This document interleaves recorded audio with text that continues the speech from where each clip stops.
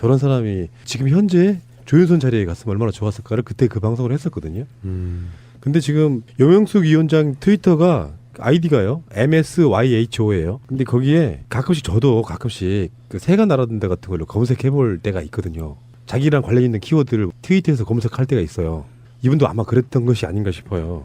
어떤 트위터 사용자가 염영숙 인연이 바로 개관이 위원장 캬 심의 안 내줘서 업계에 최소 160억 최대 500억까지 손에 입힌 마이너스의 손 아닌가라고 글을 올린 거를 답글을 해준 거죠. 게임위원장 염영숙 찾으시는 거면 제가 그년 맞습니다. 1600억에서 500억 손해 봤다면서 정확한 액수도 파악도 못하세요? 손해 보셨다는 업계분들 다 알려주시고 본인 게임 얘기면 직접 오세요. 바로 수사 의뢰해 드릴 테니 2년 물러갑니다. 이렇게 올려줬단 말이에요.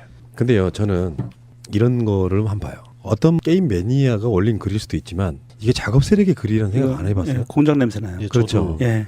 트위터라든지 각종 포털이나 웬만한 오늘의 유머 같은 사이트에 다 암약하고 있다는 건 누구나 다 아는 사실이지 않습니까?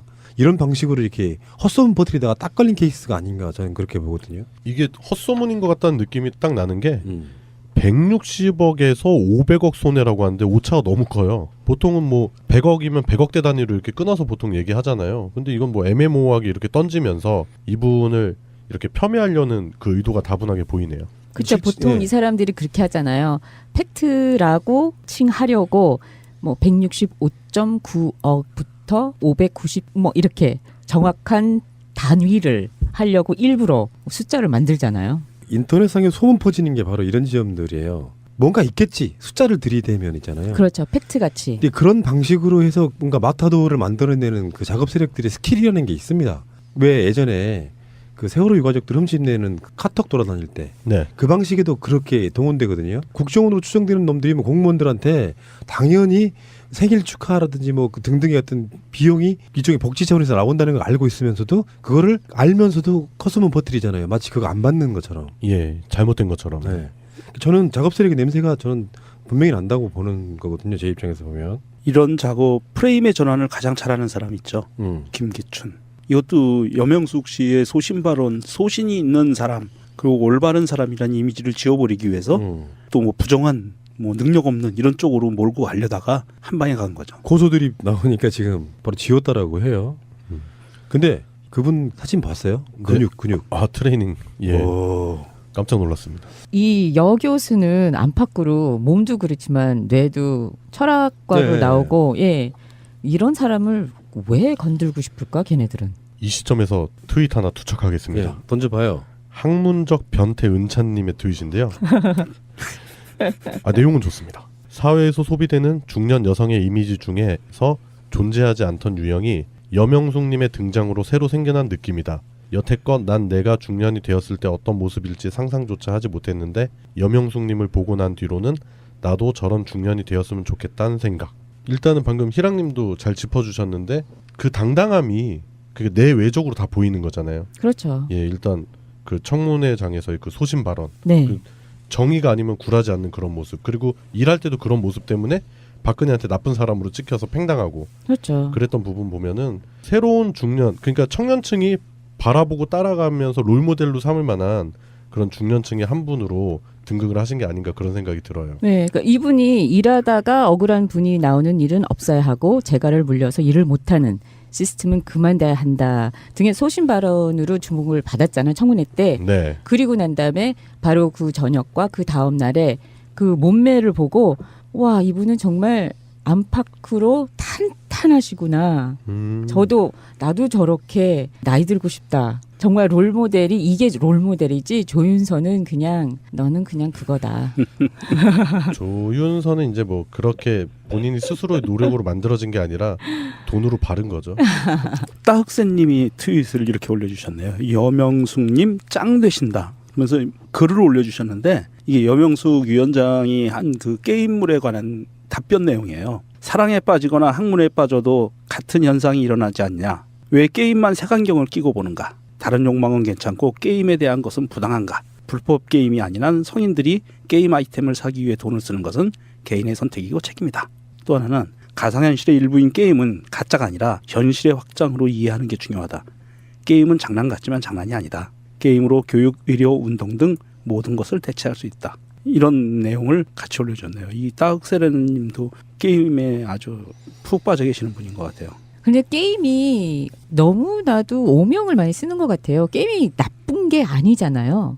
그거를 통해서 배울 점도 많고 느낄 점도 너무나도 많은데 게임을 한다고 비난을 많이 받는 거 보면은 그거는 좀 너무 안타까운 것 같아요. 여명숙 위원장님 이분이 트윗 계정이 활발하신 분은 아니에요.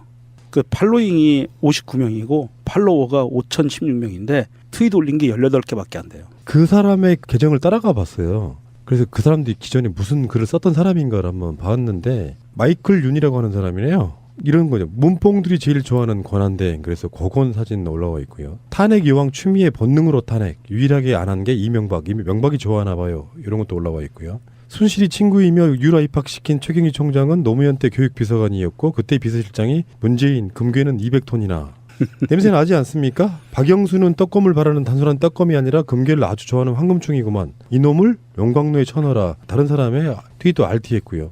요거 느낌을 보면은 정상적인 사람으로 보이지만 제가 봤을 때는 100% 저는 작업 세력으로 확신합니다. 계란, 얼굴 없는 계정으로 단순하게 RT하는 애들이 있고 그 어떤 포스트마다 뭔가 날려주는 놈들이 있거든요. 근데 그런 놈들이 지능적으로 붙어있는 사람들은 어떤 느낌이냐면은 그런 짓거리를 할 때 뭔가 굉장히 자기 자신의 신원을 명확하게 제출하려고 하는 일부러라도 우리 같은 보통 사람들은 웬만하면 자기의 소재지나 이런 거를 잘 이야기 안 하려고 하거든요. 우리는 트윗을 수년간 해왔지 않습니까? 직감적으로 오는 것들이 있어요.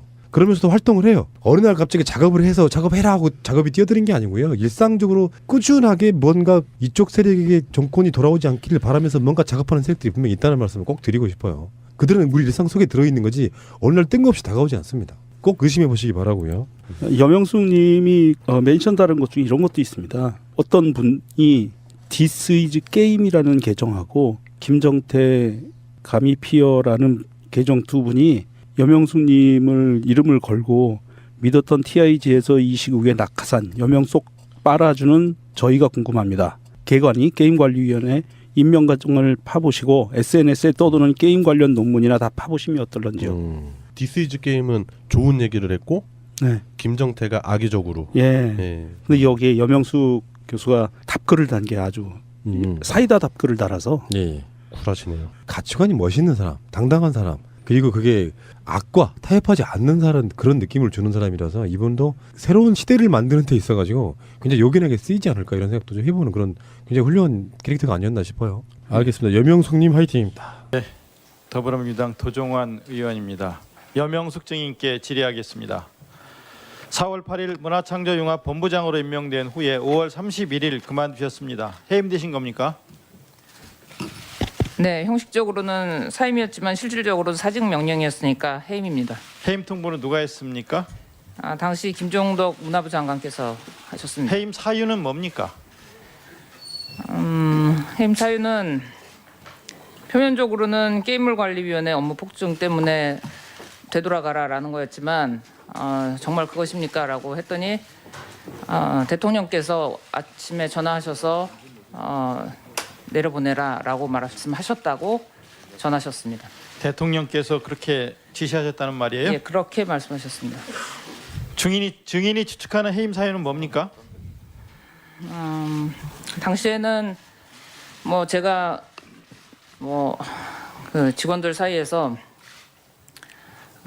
여기 계신 그 콘텐츠진흥원장으로부터 점령군처럼 신임 단장이 점령군처럼 굴어서 일을 못하겠다라는 말이 돈다. 그리고 그 자꾸 불필요하게 영수증 달라고 하는 것 때문에 일을 못하는 것 같은데 앞으로 해야 될 일이 많은데 이건 문제가 좀 많다라는 얘기를 장관께서 직접 저한테 하셨었고 그다음에 이제 절차 없이 진행되는 것들에 대해서 몇 번 말씀을 드렸었는데 그것들에 대해서 지속적으로 계속 그 제가 드린 그 의견이 결국은 무시되었고 뭐 그런 것들에 대해서 제가 혹시 뭐 반감을 갖거나 일이 또 원하시는 대로 안 될까 해서 나가라고 하신 거 아닌가 그렇게 생각했습니다. 여명숙 증인 국회 정원에서는 거론되는 인물에 대해서는 실명으로 밝혀 주셔야 합니다. 네, 그렇게 하겠습니다. 문화창조융합본부의 핵심 사업인 문화창조융합 벨트는 차은택 증인이 본인의 은사인 김종덕을 문화부 장관에, 외삼촌인 김상률을 청와대 교문수석에, 가장 가까운 송성각을 콘텐츠진흥원에 배치하면서 각종 문화 사업을 통해서 사적 이익을 취한 박근혜 최순실의 핵심 문제 사업입니다. 재직하는 동안 발견한 가장 큰 문제는 뭡니까? 여러 가지를 들 수 있겠습니다만은 한마디로 말씀을 드리면 뭐 지금까지 언론에 보도된 내용을 이전에 혹시나 이런 게 아닐까 해서 염려했던 것을 요약해서 말씀을 올린다면 이게 합법 또는 그 시스템 적절한 시스템인 것처럼 가장해서 구조적으로 국고가 새어나가게 하고 그것을 방지하는 것을 합리화한 것, 그것이 가장 문제였다고 생각합니다. 2016년 문화창조융합 벨트 사업 예산이 904억입니다. 그런데 합법을 가장한, 말하자면 불법으로 이렇게 사업이 진행됐다고 하는 건데 참 큰 문제라고 생각합니다. 이 부분에 대해서 예산 904억인 건 아셨습니까? 904억이 아닙니다. 제가 첫날 그 업무 보고 때 또 그다음에 장관님으로부터 업무 지시를 받을 때 갖고 있었던 페이퍼에는 총 1,300억입니다. 그리고 904억은 기금을 뺀 것으로 아는데 단장 포지션에서는 그 모든 거를 1,300억 전체를 총괄하는 것이었습니다. 이진식 부단장은 업무 보고 시에 차은택 감독이 명예 단장으로 계속 일하는 것으로는 내부적으로 다 알고 있는데요라고 했다는 이야기가 비망록 같은데 나오는데 문화창조융합 벨트가 차은택 증인이 틀을 짜놓은 사업으로 보십니까? 저는 수시로 그렇게 들었습니다. 그래서 그걸 바꾸지 말라라는 명령을 장관님과 수석님으로부터도 들었었고, 그리고 직원들 역시 이거를 손댈 이유가 없는데 왜 자꾸 뭐 같은 질문 또 같은 문제에 대해서 같은 상황에 대해서 지속적인 그 문제 제기나 또 뭐 절차에 대해서 왜 자꾸 물어보느냐라는 반문을 받았습니다. 그러면은 차은택 증인이 본부장에서 물러난 뒤에도 명예단장으로서 모든 사업에 관여를 하고, 그리고 이렇게 사업에 관여하는 것은 어떤 특혜 때문이라고 보십니까? 저는 차은택 전임 단장을 한 번 미팅한 거 이외에 그 이후에는 융합벨트에서 본 적은 없었습니다만 직원들은 회의에 참석했다고 말했었고, 그다음에 제가 나간 후에도 거기 벨트에 와서 사업에 참석했었다고 들었었습니다. 어떤 혜택, 어떤 사적 이익을 취했다고 생각하십니까? 제 입장에서 그 구체적인 거를 다 들여다 볼 만큼 그렇게 충분한 시간을 갖고 있지는 못했었습니다. 그러나 이것은 뭐 정점이 어딘지는 모르겠습니다만 내부적으로 그 저에게 주어진 짧은 그 영수증이나 그다음에 각종 사업계획서나 그다음에 그 부실한 행정 절차를 검토해 본 결과 차 감독, 그다음에 전임 김 장관님, 그다음에 융합벨트 간부들, 그다음에 송성각 원장님, 청와대 수석실 수석님들 뭐 한 팀으로 움직였다고 생각을 하고요. 그들이 그 이유에 대해서 알고 있을 거라고 생각합니다. 이 증빙 서류 없이 일 처리하고 제대로 된 기획서 없이 일 처리하고 하는 게 가능합니까? 저는 상상할 수가 없는 일이었습니다. 더군다나 그 결제 라인에 대해서 없는 이유, 결제 라인 누구냐라고 물었을 때 내가 소속이 어디냐고 물었을 때 미래부라고 했습니다. 그럼 미래부에 보고하러 갑시다 했더니 우리는 문화부 직원이고 문화부에서 모든 지원을 받는 것이기 때문에 거기 갈 필요가 없다라는 얘기를 들었고, 그러면 안에서 우리 내부에 있는 그러면 영수증 달라 했더니 그것은 큰진원 업무이기 때문에 저한테 그걸 볼 권한이 없다라고 얘기를 했었고, 그러면 그 문화부에 관련해서는 그러면 문화부에서 그럼 기획 책임을 져야 되는 거 아니겠냐? 그 결제 책임이 없다면 그랬더니 우리는 조직 득표상 미래부입니다라는 이런 해괴한 동호 반복을 했었습니다. 아까 합법을 가장한 불법 사업이다라고 얘기했고, 또 비망록에 보면 이거는 문화부판 4대강 게이트 수준이다라고 이렇게 말씀을 하셨는데, 그렇게 말한 이유, 배경을 좀 말씀해 주시고 그 뒤에 이런 문제를 바로잡으려고 어떤 노력을 했는지 이것도 좀 말씀해 주시기 바랍니다.